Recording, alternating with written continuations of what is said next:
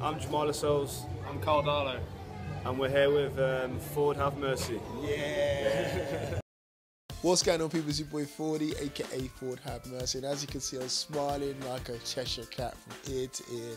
As you can see by the scoreline, Leeds United 0, Newcastle United 2. Fantastic results. And I know I use that word all the time, fantastic, but come on now. Who would have thought we would have been 5 points clear going into Christmas? Now, by Friday night's result, obviously Villa and Brighton drawing 1-1.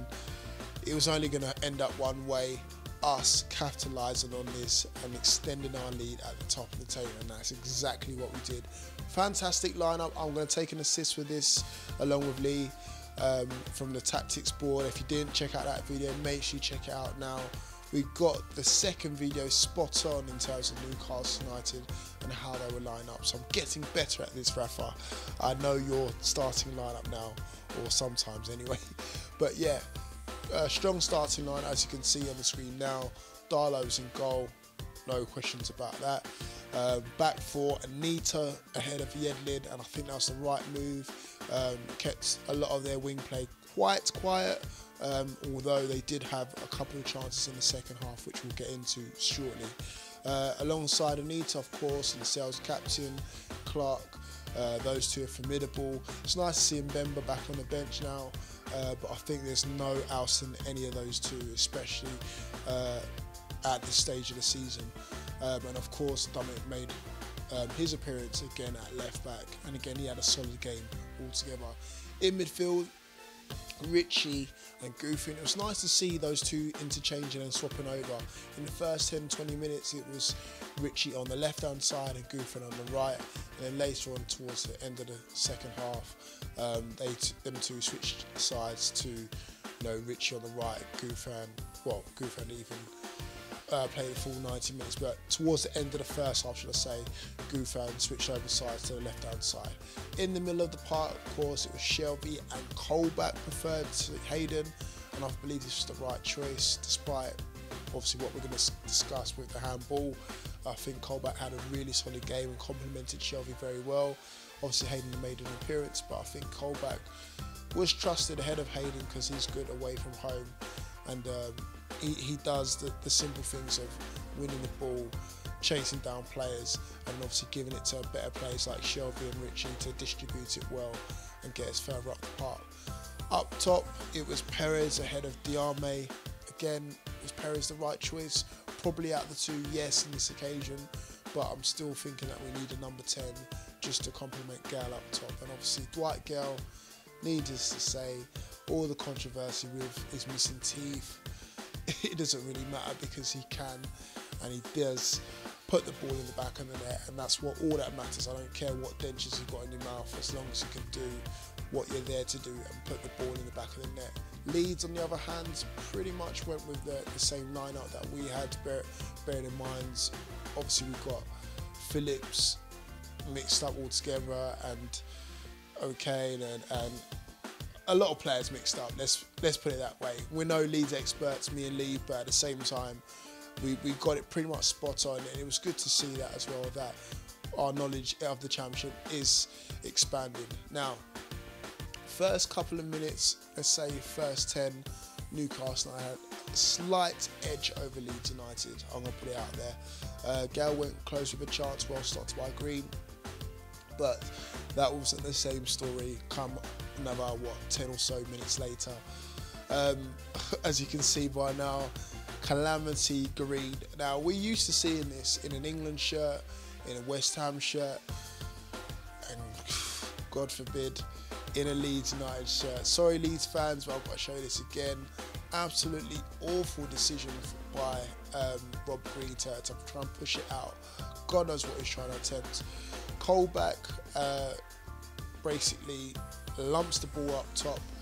I don't know who he was aiming for. Obviously he was aiming for Dwight Gayle, but I think it was just overhit, or maybe it wasn't overhit, maybe he meant it all along. So maybe spotted Rob Green off his line. Rob Green punches it out, and it just falls ever so gracefully to Dwight Gayle just to poke home, and he can't believe his luck. He probably thinks Christmas has come early at this occasion, and Janssen is thinking, what the hell have you done, Rob Green? And after that, as you can see, Dwight Gayle's running off to celebrate with Newcastle United fans, telling Leeds United fans just to keep quiet, you know, for this time being. And it's 1-0 to Newcastle United. Now, after that, the onslaught continued, I believe. Leeds United did try to obviously up their game a little bit, but I don't think they really had any clear-cut chances. The best chance in the first half for Leeds United, I must say, fell to Ayling.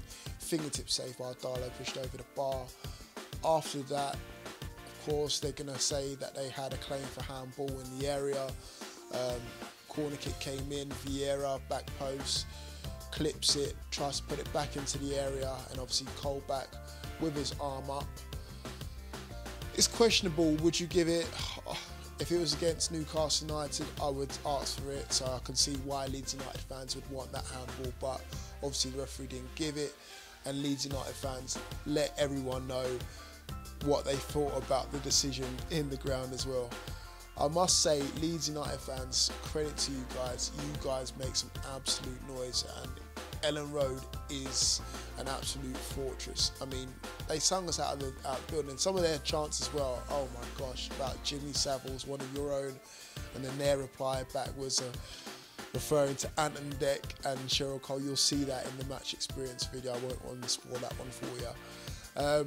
But yeah, going into half-time, 1-0 up, goal to the good, and I believe that was the right scoreline going into the second half. Obviously, second half came about, changes were made from both sides, none too effective really. Micho obviously came on, and then obviously Gouffin went off as well. But the main thing I want to talk about when Micho came on is the second challenge from Janssen, which I believe should have deserved a red card, a straight red card, not let alone a booking, a second booking, and it's surprising that he stayed on the pitch. I believe he didn't get sent off because there might have been an opportunity to give Gayle a booking for a couple of his challenges, which he didn't get. But I'm surprised he stayed on the park, Janssen. Anyway, second half occurred. Chances. There was a lot of chances there for Leeds to get back into the game. Dakara had a chance that were narrowly wide, or well stopped, sorry, should I say. And then also there was a chance for Wood, who I thought had a very quiet game for a guy that scored 11 goals this season. I didn't see much of him, barring that. O'Kane had a chance, again, well stopped. But apart from that, we were clinical in our finishing, and that's what's the quality in between the two sides. It was interesting to hear Gary Monk after the game saying that there wasn't that much of a goal for quality, but I believe in terms of finishing there was, and obviously we only got the second goal, it just showed it there.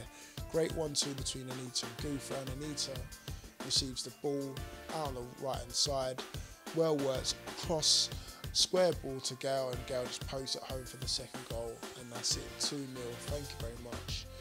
And there you go, that's it really. I mean, one of the obviously main highlights of the game is paying the respects to Gareth, being a great server for both clubs. Loved it in the 11th minute. The clap went on for a good 2.5 minutes, and it just goes to show how much and how well loved he was by both sets of fans. But barring that, I couldn't really see Leeds getting into this game, barring the two real opportunities from Ayling and probably the handball incident in the first half. Newcastle United, well, what can I say? No, again, 8th straight win in the league, equaling Kevin Keegan's record, 9 overall if you're including the cup game as well.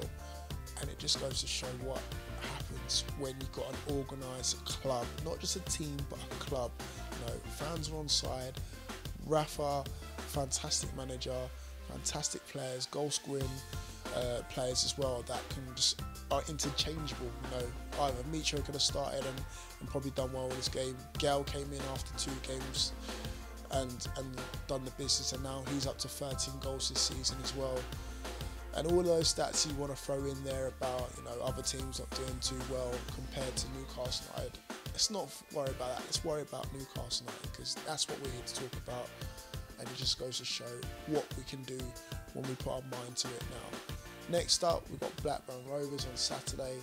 Obviously, they've just defeated Brentford this weekend, 3-2, but I still think we've got too much quality in this side for them, and it just goes to show, love and life. Man of the match, pretty obvious, has to go to Gayle, even though I think Darlow had a good game.